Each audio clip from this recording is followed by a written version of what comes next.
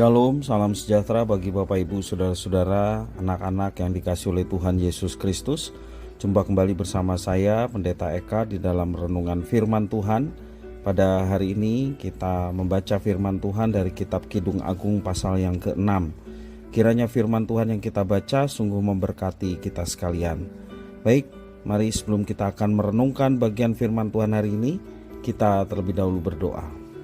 Tuhan Allah Bapa di sorga, di dalam nama Tuhan Yesus, kami sungguh bersyukur dan berterima kasih untuk setiap kebaikan Tuhan yang boleh kami alami sampai pada pagi hari ini. Kami mau terus memperdengarkan hati pikiran kami dengan kebenaran firman Tuhan. Kau yang memampukan untuk kami dapat memahami apa yang Kau maksudkan. Kau juga menolong kami untuk kami dapat terapkan dalam hidup kami setiap hari. Terima kasih Bapa, terpujilah namamu. Demi nama Tuhan Yesus kami berdoa. Haleluya. Amin. Kidung Agung pasal yang ke-6, demikian firman Tuhan.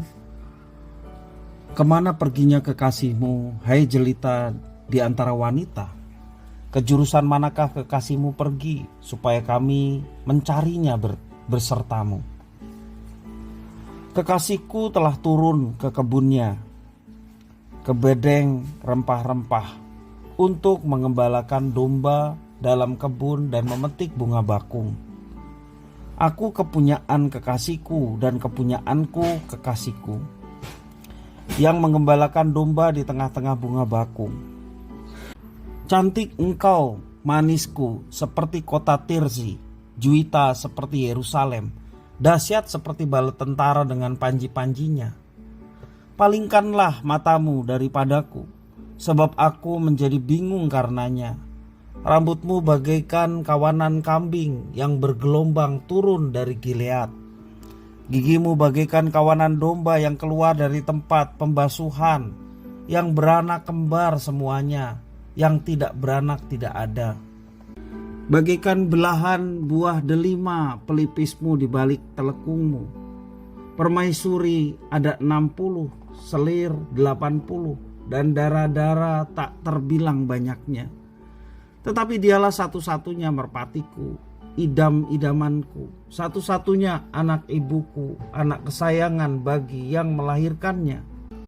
Putri-putri melihatnya dan menyebutnya bahagia.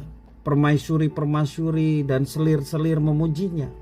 Siapakah dia yang muncul laksana fajar, merekah, indah bagaikan bulan purnama, bercahaya bagaikan surya, dahsyat seperti bala tentara dengan panji-panjinya. Ke kebun kenari, aku turun melihat kuntum-kuntum di lembah, melihat apakah pohon anggur berkuncup dan pohon-pohon delima berbunga.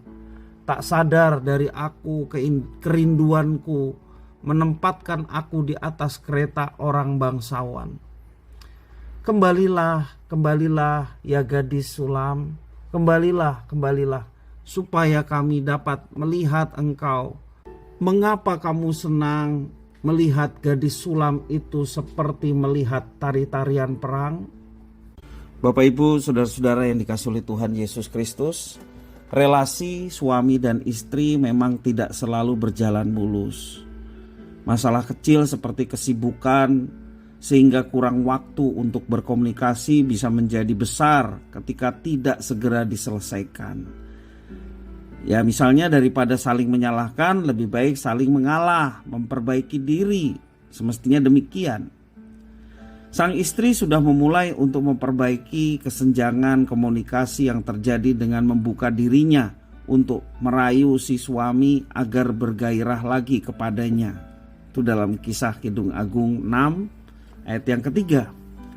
Kini giliran sang suami menyambut dengan kehangatan yang diperbarui.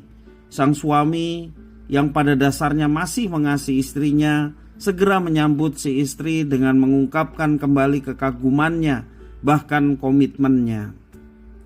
Kecantikan sang istri diumpamakan sebagai Tirsa dan Yerusalem. Tirsa merupakan ibu kota kerajaan Israel Utara sebelum Samaria, ya, itu di dalam 1 Raja-Raja pasal 14 ayat yang ke-17. Keindahan kota tersebut secara alami ada pada taman-taman bunganya, itu kota Tirsa. Sedangkan Yerusalem adalah kota tempat bait suci Allah Israel, dan ini melambangkan keindahan yang dikombinasikan dengan kekudusan. Mungkin bisa dikatakan kecantikan batiniah begitu. Kata menjadi bingung ayat yang kelima mungkin lebih tepat diterjemahkan dengan menjadi bergairah. Pengharapan tinggi sang suami kepada istri dinyatakan dengan perbandingan yang menyolok. Itu di dalam ayat yang ke-8 dan 9. Dan gambaran Salomo yang memiliki banyak istri dan selir, ya. Namun semua perkawinan politik itu, ya, dengan selir dan istri-istrinya yang lain itu tidak memiliki kasih sejati seperti kepada istrinya yang dikasihi. Kasih sejati ada pada pasutri yang merayakan di Kidung Agung ini. Inilah sekaligus komitmen sang suami untuk hanya mencintai istrinya. Bapak, Ibu, saudara-saudara yang dikasihi oleh Tuhan, khususnya para suami yang dipercayakan Tuhan sebagai kepala rumah tangga, ingatlah bahwa inisiatif ada pada kita. Jadilah seorang laki-laki atau suami yang baik, yang selalu dengan lembut memperlakukan istrinya. Pujilah istri kita dengan tulus hati.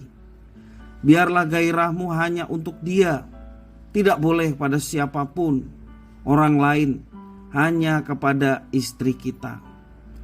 Sehingga kita boleh terus menumbuhkan cinta kasih di antara suami dan istri, sebagaimana Tuhan telah menyatukan kita untuk mengalami hal itu.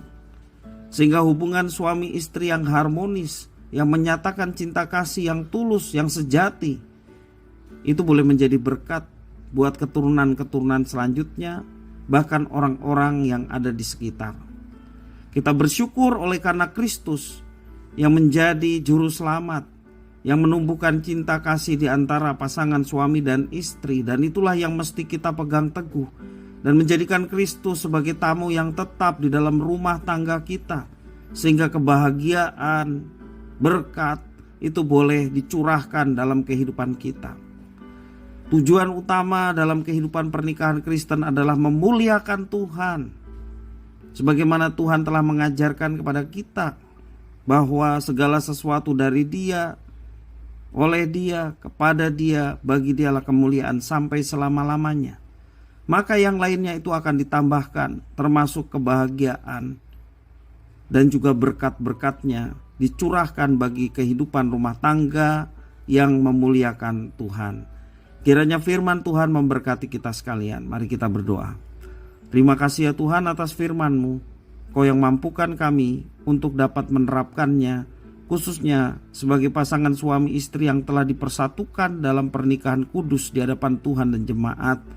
Kami boleh menumbuhkan cinta kasih di antara kami sebagai pasangan yang telah diberkati Tuhan, sehingga kami boleh terus mengalami kehangatan cinta kasih Tuhan melalui orang yang terdekat, yaitu kekasih hati kami, istri kami, suami kami, sehingga hidup kami boleh mengalami kebahagiaan di dunia ini ketika kami menjadikan Engkau sebagai Tuhan yang dimuliakan dalam kehidupan pernikahan kami. Terima kasih ya Tuhan, biarlah pernikahan kami boleh menjadi berkat bagi anak-anak, bagi orang-orang yang ada di sekitar, sehingga mereka pun boleh mengenal juru selamat di dalam Yesus Kristus melalui pernikahan kami. Terima kasih ya Tuhan, inilah doa permohonan ucapan syukur kami. Demi nama Tuhan Yesus, kami sudah berdoa dan bersyukur. Haleluya. Amin.